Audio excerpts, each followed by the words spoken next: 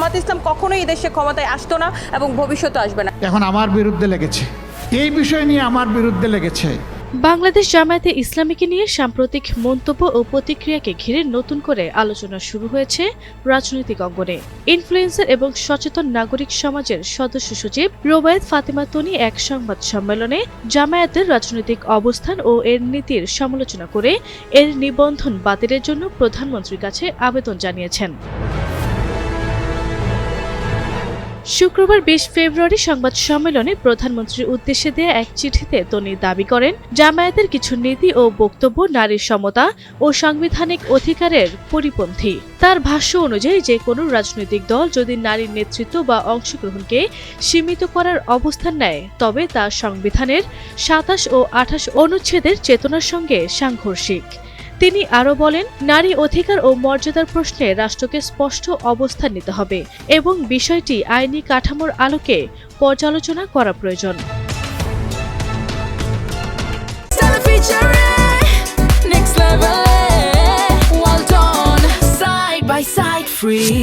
রুবায়েত ফাতেমা তনি অভিযোগ করেন, জামায়াতের শীর্ষ নেতাদের পূর্ববর্তী কিছু বক্তব্যে নারীর নেতৃত্বের বিষয়ে আপত্তি প্রকাশ করা হয়েছে, যা লিঙ্গ সমতার নীতির সঙ্গে সামঞ্জস্যপূর্ণ নয়।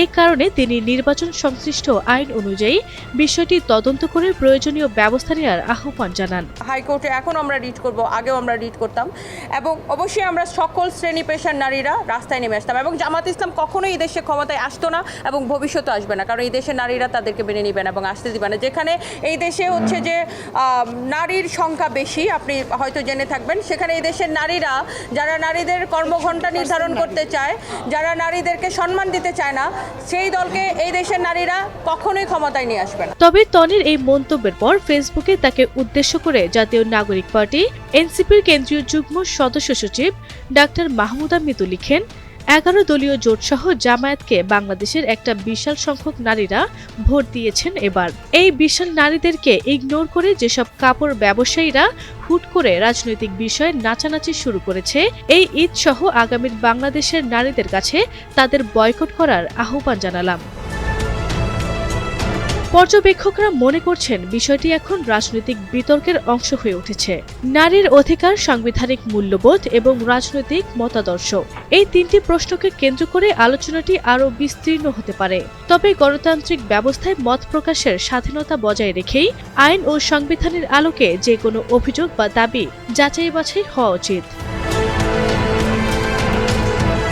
আরভি ইসলাম হিমু, এনটিভি অনলাইন।